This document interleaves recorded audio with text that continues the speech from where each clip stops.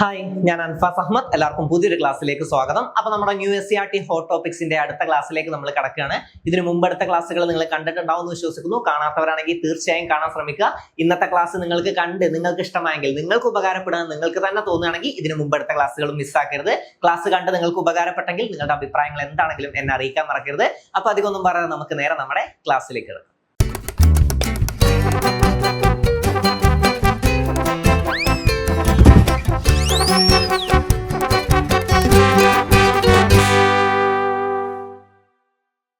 അപ്പൊ റോഡ് ഗതാഗതത്തെ കുറിച്ചാണ് നമ്മൾ ഇന്നത്തെ ക്ലാസ്സിൽ ഡിസ്കസ് ചെയ്യുന്നത്. നമുക്ക് പോയിന്റ്സ് നോക്കാം. ഗതാഗത ആശയവിനിമയ സംവിധാനങ്ങൾ എന്ന 5ാം ക്ലാസ്സിലെ ചാപ്റ്ററിൽ നിന്നാണ് നമ്മൾ എടുത്തിട്ടുള്ളത്. നമുക്ക് നോക്കാം.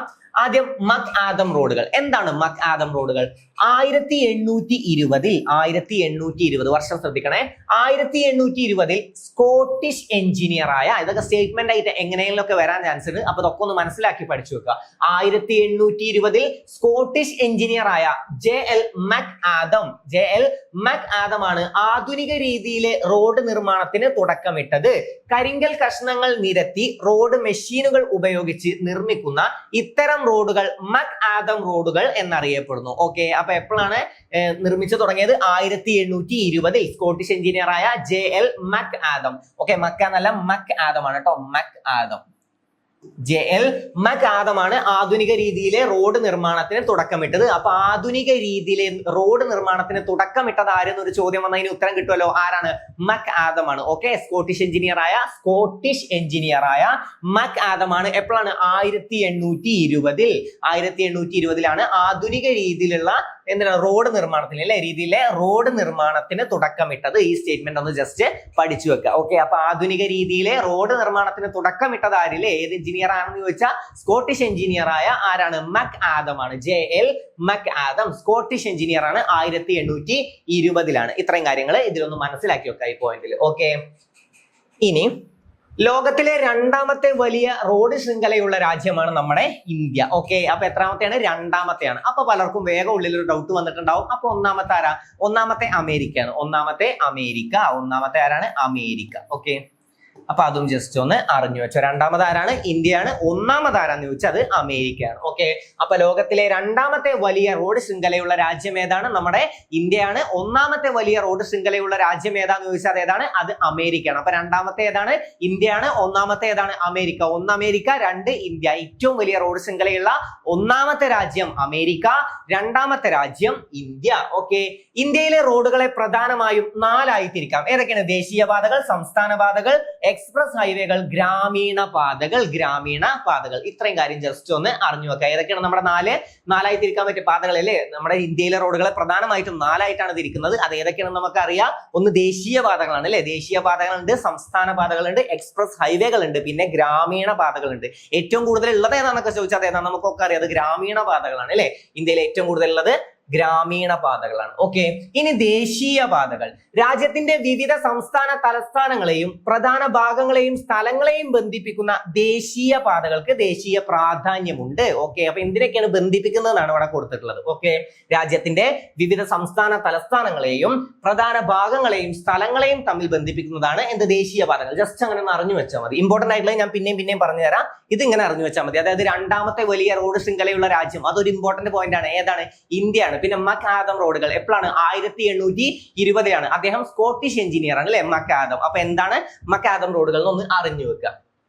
ദേശീയപാതകളിൽ ചിലത് ഇന്ത്യയെ ബംഗ്ലാദേശ്, നേപ്പാൾ, മ്യാൻമർ മുതലായ അയൽ രാജ്യങ്ങളുമായി ബന്ധിപ്പിക്കുന്നു. ഇതും ജസ്റ്റ് സ്റ്റേറ്റ്മെന്റ് ആണ്. ദേശീയപാതകളുടെ പരിപാലനം കേന്ദ്ര സർക്കാരിന്റെ, ഇത് ഇമ്പോർട്ടന്റ് ആണ്. ഓക്കെ, ദേശീയപാതകളുടെ പരിപാലനം കേന്ദ്ര സർക്കാരിന്റെ ചുമതലയാണ്. അപ്പൊ സംസ്ഥാന പാതകളുടെ ആണെങ്കിലോ അത് സംസ്ഥാന സർക്കാരിന്റെയാണ്. അപ്പൊ അങ്ങനെ പഠിച്ചു വെക്കുക. ഓക്കെ, ദേശീയപാതകളുടെ പരിപാലനം ആരുടെ ചുമതലയാണ്? കേന്ദ്ര സർക്കാരിന്റെ ചുമതലയാണ്. ദേശീയപാതകളുടെ പരിപാലനം കേന്ദ്ര സർക്കാരിന്റെ ചുമതലയാണ്. ദേശീയപാതകളുടെ പരിപാലനം കേന്ദ്ര സർക്കാരിന്റെ ചുമതലയാണ്. അത്ര പഠിച്ചല്ലോ. അപ്പൊ ദേശീയപാതകളിൽ ചിലത് ഇന്ത്യയെ ബംഗ്ലാദേശ്, നേപ്പാൾ, മ്യാൻമർ മുതലായ അയൽ രാജ്യങ്ങളുമായി ബന്ധിപ്പിക്കുന്നു. ദേശീയപാതകളുടെ പരിപാലനം ആർക്കാണുള്ളത്? അത് കേന്ദ്ര ഗവൺമെന്റാണ്, കേന്ദ്ര സർക്കാരിനാണ്. കേന്ദ്ര ഗവൺമെന്റിനാണ് ദേശീയപാതകളുടെ പരിപാലന ചുമതല ഉള്ളത്. ഇനി സംസ്ഥാന പാതകൾ. ദേശീയപാതകളെ പ്രധാന വ്യാപാര കേന്ദ്രങ്ങളുമായി ബന്ധിപ്പിക്കുന്ന സംസ്ഥാനങ്ങളിലെ പ്രധാന റോഡുകളാണ് ഇവ. ഓക്കെ, ജസ്റ്റ് അറിഞ്ഞു വെക്കുക.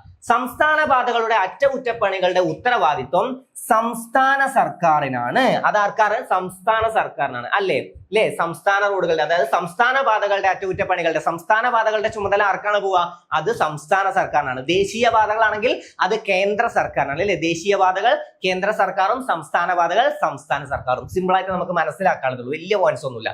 നേരത്തെ പഠിച്ചത് മക്കാദം റോഡുകൾ മാത്രം, കുറച്ചെങ്കിലും നിങ്ങൾക്കൊന്ന് ശ്രദ്ധ എടുത്ത് പഠിക്കേണ്ടത്. അതും കുഴപ്പമില്ല. 1820 നമ്മൾ പഠിച്ചു. സ്കോട്ടിഷ് എഞ്ചിനീയർ ആണ് മക്കാദം എന്നും നമ്മൾ പഠിച്ചു. ആധുനിക രീതിയിലുള്ള റോഡ് നിർമ്മാണത്തിന് തുടക്കമിട്ടത് ആരെന്നാണ് ചോദ്യം വരിക. അതാരാണ്? മക്കാദമാണ്. JL മക്കാദം 1820 തുടക്കമിട്ടത് എന്നൊക്കെ നമ്മൾ പഠിച്ചു. അദ്ദേഹം ഒരു സ്കോട്ടിഷ് എഞ്ചിനീയർ ആണെന്ന് നമ്മൾ പഠിച്ചു. സ്റ്റേറ്റ്മെന്റ് മാറി വന്നാലാണ് ശ്രദ്ധിക്കേണ്ടത്. സ്കോട്ടിഷ് എഞ്ചിനീയർ ആണ്, അത് അങ്ങനെ തന്നെ പഠിച്ചു വെക്കുക. ഓക്കെ, ഇനി ജില്ലാ ഹൈവേകൾ.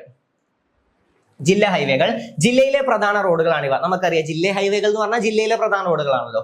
ഒരു ജില്ലയിലെ പ്രധാന റോഡുകളെ സംസ്ഥാനത്തെ റോഡുകളുമായി ബന്ധിപ്പിക്കുന്നു. ഒരു ജില്ലയിലെ പ്രധാന റോഡുകളെ സംസ്ഥാനത്തെ റോഡുകളുമായി ബന്ധിപ്പിക്കുന്നത് ജില്ലാ ഹൈവേകളാണ്. ഓക്കെ, ജില്ലാ ഹൈവേകളുടെ അറ്റകുറ്റപ്പണി ജില്ലാ ഭരണകൂടത്തിന്. ഓക്കെ, ജില്ലാ ഭരണകൂടത്തിനാണ് എന്ത്? ജില്ലാ ഹൈവേകളുടെ അറ്റകുറ്റപ്പണി. അപ്പൊ ജില്ലാ ഹൈവേകളുടെ ആണെങ്കിൽ ജില്ലാ ഭരണകൂടത്തിനാണ്. പിന്നെ സംസ്ഥാന സർക്കാർ അല്ലെ? സംസ്ഥാന റോഡുകൾക്കാണെങ്കിൽ സംസ്ഥാന സർക്കാർ. പിന്നെ ദേശീയ പാതകൾക്കാണെങ്കിൽ അത് ദേശീയ പാതകളുടെ അറ്റകുറ്റപ്പണി ആരുടെ ചുമതലയാണെന്ന് ചോദ്യം വന്നാൽ അത് കേന്ദ്ര സർക്കാർ. അപ്പൊ സംസ്ഥാന സർക്കാർ അല്ലെ? ദേശീയ പാതകൾ കേന്ദ്ര സർക്കാർ. ഇതെന്താണ്? ജില്ലാ ഹൈവേകളുടെ അറ്റകുറ്റപ്പണി ജില്ലാ ഭരണകൂടത്തിനാണ്. ഓക്കെ, ഇത്രയും ജസ്റ്റ് മനസ്സിലാക്കി പഠിക്കാനുള്ളത്. സിമ്പിൾ ആയിട്ട് ജസ്റ്റ് വലിയ സ്ട്രെസ് എടുത്തെടുക്കണ്ട. സിമ്പിൾ ആയിട്ട് നമുക്ക് ജസ്റ്റ് കേട്ട് പോയാൽ മതി. സിമ്പിൾ ആയിട്ട് നമുക്ക് ഓർത്തെടുക്കാനുള്ളതേ ഉള്ളൂ. ഓക്കെ, ഇനി ഗ്രാമീണ പാതകൾ. ഒരു ഗ്രാമത്തെ മറ്റൊന്നുമായി വിവിധ ഗ്രാമങ്ങളെ ജില്ലയിലെ പ്രധാന റോഡുകളുമായും ബന്ധിപ്പിക്കുന്നു. ഒരു ഗ്രാമത്തെ മറ്റൊന്നുമായും വിവിധ ഗ്രാമങ്ങളെ ജില്ലയിലെ പ്രധാന റോഡുകളുമായും ബന്ധിപ്പിക്കുന്നു. ഒരു ഗ്രാമത്തെ മറ്റൊരു ഗ്രാമവുമായിട്ടും വിവിധ ഗ്രാമങ്ങളെ ജില്ലയിലെ പ്രധാന റോഡുകളുമായും ബന്ധിപ്പിക്കുന്നതാണ് ഗ്രാമീണ പാതകൾ. ഗ്രാമീണ പാതകളുടെ പരിപാലനം നമുക്കൊക്കെ അറിയാം, അത് തദ്ദേശ സ്വയംഭരണ സ്ഥാപനങ്ങൾക്കാണ്. തദ്ദേശ സ്വയംഭരണ സ്ഥാപനങ്ങളുടെ ചുമതലയാണ്. ഓക്കെ, അത് നമ്മുടെ ഇപ്പൊ അടുത്ത് കഴിഞ്ഞ ഇലക്ഷനുമായിട്ട് നമുക്ക് കണക്ട് ചെയ്യാൻ പറ്റും അല്ലെ? ആ റോഡിന്റെ പ്രശ്നങ്ങളാണ് അധികവും ഇങ്ങനത്തെ വരാറുള്ളത്. അവിടുത്തെ റോഡ് ഇങ്ങനെ കിടക്കുന്നു, ഇത്രയും കാലമായിട്ട് ഒരു പുരോഗമനം ഉണ്ടായിട്ടില്ല, അങ്ങനെയൊക്കെ പറഞ്ഞ പ്രശ്നങ്ങൾ. അപ്പൊ നമുക്കറിയാം അത് തദ്ദേശ സ്വയംഭരണ സ്ഥാപനങ്ങളുടെ ചുമതലയാണ്. ഓക്കെ, അതൊന്നും നമുക്ക് റിപ്പീറ്റ് ചെയ്ത് പഠിക്കാനുള്ളതില്ല, സിമ്പിൾ ആയിട്ട് മനസ്സിലാക്കാം. ഈ സുവർണ ചതുഷ്കോണം പഠിച്ചു വെക്കണം. ഓക്കെ, ഇന്ത്യയിലെ പ്രധാന ഹൈവേകൾ, അതിലൊന്നാണ് സുവർണ ചതുഷ്കോണം. ഇന്ത്യയിലെ പ്രധാന വ്യാവസായിക കാർഷിക കേന്ദ്രങ്ങളെ ബന്ധിപ്പിക്കുന്ന ദേശീയ പാത ശൃംഖലയാണ് ഏത്? സുവർണ ചതുഷ്കോണം. ഡൽഹി, കൊൽക്കത്ത, മുംബൈ, ചെന്നൈ, ഈ 4 പഠിച്ചു വെച്ചോ. സുവർണ ചതുഷ്കോണത്തിൽ ഉൾപ്പെടാത്തത് ഏതെന്നൊരു ചോദ്യം വരും. ഏതൊക്കെയാണുള്ളത്? ഡൽഹി, കൊൽക്കത്ത, മുംബൈ, ചെന്നൈ. ഡൽഹി, കൊൽക്കത്ത, മുംബൈ, ചെന്നൈ സുവർണ ചതുഷ്കോണത്തിൽ ഉൾപ്പെടുന്ന എന്നീ നഗരങ്ങളിലൂടെയും 12 സംസ്ഥാനങ്ങളിലൂടെയും ഈ പാത കടന്നു പോകുന്നു. അപ്പൊ ബന്ധിപ്പിക്കുന്ന പ്രധാന നഗരങ്ങൾ ഏതാണ്? എപ്പോഴും ചോദ്യം വരാറുണ്ട്. ഏതൊക്കെയാണ്? ഡൽഹി, കൊൽക്കത്ത, മുംബൈ, ചെന്നൈ. ഡൽഹി, കൊൽക്കത്ത, മുംബൈ, ചെന്നൈ എന്നീ പ്രധാന നഗരങ്ങളെയാണ് ബന്ധിപ്പിക്കുന്നത്. ഏതൊക്കെയാണ്? ഡൽഹി, കൊൽക്കത്ത, മുംബൈ, ചെന്നൈ. എന്താണ് സുവർണ ചതുഷ്കോണം? ഇന്ത്യയിലെ പ്രധാന വ്യാവസായിക കാർഷിക കേന്ദ്രങ്ങളെ ബന്ധിപ്പിക്കുന്ന ദേശീയ പാത ശൃംഖലയാണ് സുവർണ ചതുഷ്കോണം. ഏതൊക്കെ പ്രധാന നഗരങ്ങളെയാണ് ബന്ധിപ്പിക്കുന്നത്? ഡൽഹി, കൊൽക്കത്ത, മുംബൈ, ചെന്നൈ. ഡൽഹി, കൊൽക്കത്ത, മുംബൈ, ചെന്നൈ. ഡൽഹി, കൊൽക്കത്ത, മുംബൈ, ചെന്നൈ. ഓക്കെ, ഡൽഹി, കൊൽക്കത്ത, മുംബൈ, ചെന്നൈ. ഡൽഹി, കൊൽക്കത്ത, മുംബൈ, ചെന്നൈ. ഡൽഹി, കൊൽക്കത്ത, മുംബൈ, ചെന്നൈ. സുവർണ ചതുഷ്കോണം ബന്ധിപ്പിക്കുന്ന നഗരങ്ങൾ ഏതാണ്? ഡൽഹി, കൊൽക്കത്ത, മുംബൈ, ചെന്നൈ. പിന്നെ ചോദ്യം വരും, എത്ര സംസ്ഥാനങ്ങളിലൂടെയാണ്? 12 സംസ്ഥാനങ്ങളിലൂടെയാണ് ഈ പാത കടന്നു പോകുന്നത്. എത്രയാണ്? 12 സംസ്ഥാനങ്ങളിലൂടെ കടന്നു പോകുന്നു. 4 പ്രധാന നഗരങ്ങൾ ഡൽഹി, കൊൽക്കത്ത, മുംബൈ, ചെന്നൈ. 12 സംസ്ഥാനങ്ങളിലൂടെയും ഈ പാത കടന്നു പോകുന്നു. ക്ലിയർ അല്ലേ? അപ്പൊ ഏതൊക്കെയാണ്? ഡൽഹി, കൊൽക്കത്ത, മുംബൈ, ചെന്നൈ. ഡൽഹി, കൊൽക്കത്ത ഒന്ന് റിപ്പീറ്റ് ചെയ്യോ? ഡൽഹി, കൊൽക്കത്ത, മുംബൈ, ചെന്നൈ. ഡൽഹി, കൊൽക്കത്ത, മുംബൈ, ചെന്നൈ. എന്താണ്? സുവർണ ചതുഷ്കോണം ബന്ധിപ്പിക്കുന്ന നഗരങ്ങളാണ് ഡൽഹി, കൊൽക്കത്ത, മുംബൈ, ചെന്നൈ. ഡൽഹി, കൊൽക്കത്ത, മുംബൈ, ചെന്നൈ. എത്ര സംസ്ഥാനങ്ങളിലൂടെയാണ്? 12 സംസ്ഥാനങ്ങളിലൂടെ. ക്ലിയർ അല്ലേ? അടുത്തത് നോക്കാം. വടക്ക് തെക്ക് ഇടനാഴി ശ്രീനഗറിനെ കന്യാകുമാരിയുമായും കിഴക്ക് പടിഞ്ഞാറ് ഇടനാഴി സിൽച്ചറിനെ പോർബന്തറുമായും ബന്ധിപ്പിക്കുന്നു.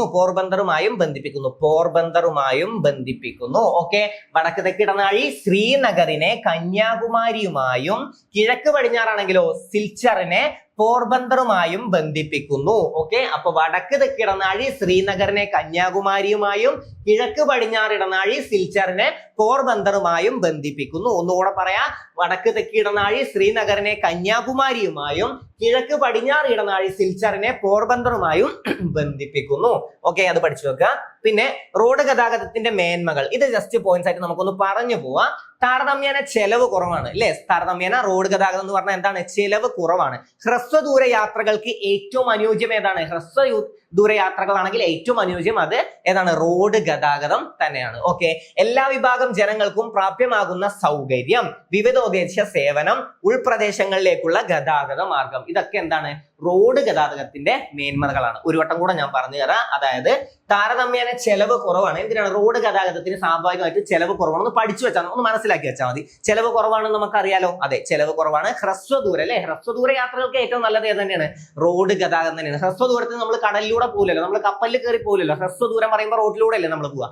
മനസ്സിലാക്കി വെക്കുക. ഓക്കെ, എല്ലാ വിഭാഗം ജനങ്ങൾക്കും പ്രാപ്യമാകുന്ന സൗകര്യം, എല്ലാ വിഭാഗം ജനങ്ങൾക്കും ഇത് പ്രാപ്യമാകുന്നതാണ്. ഇത് കൂടിയ ആളുകൾക്കേ ഉള്ളൂ, കുറഞ്ഞ ആളുകൾക്കുള്ളൂ, അങ്ങനെയൊന്നുമില്ല. നല്ല പൈസ ഉള്ള ആളുകൾക്കേ പറ്റുള്ളൂ, അങ്ങനെയൊന്നുമില്ലല്ലോ. ഓക്കെ, വിവിധ ഉദ്ദേശ സേവനം, ഉൾപ്രദേശങ്ങളിലേക്കുള്ള ഗതാഗത മാർഗം, ഇത്രയും കാര്യങ്ങൾ ഇവിടെ നിന്ന് അറിഞ്ഞു വെക്കുക. ഓക്കെ, അപ്പൊ ഇന്ന് പഠിച്ച ഇത്രയും കാര്യങ്ങളൊക്കെ ക്ലിയർ അല്ലേ? സുവർണ്ണ ചതുഷ്കോണൊക്കെ ക്ലിയർ അല്ലേ? ഏകദേശം പഠിച്ച കാര്യങ്ങളൊക്കെ നിങ്ങൾക്ക് ക്ലിയർ ആയി എന്ന് വിശ്വസിക്കുന്നു.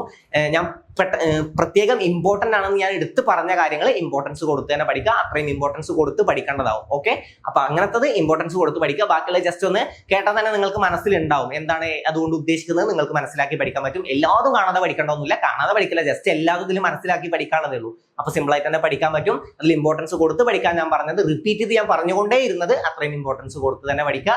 അപ്പൊ ഇന്നത്തെ ക്ലാസ് നിങ്ങൾക്ക് ഉപകരിച്ചു എന്ന് ഞാൻ വിശ്വസിക്കുന്നു. ഇന്നത്തെ ക്ലാസ് നിങ്ങൾക്ക് ഉപകാരപ്പെട്ടെങ്കിൽ നിങ്ങളുടെ അഭിപ്രായങ്ങൾ എന്നെ അറിയിക്കാൻ മറക്കരുത്. അപ്പൊ ഇതുപോലുള്ള മറ്റൊരു ക്ലാസ്സുമായി നമുക്ക് വീണ്ടും കാണാം. Thank you.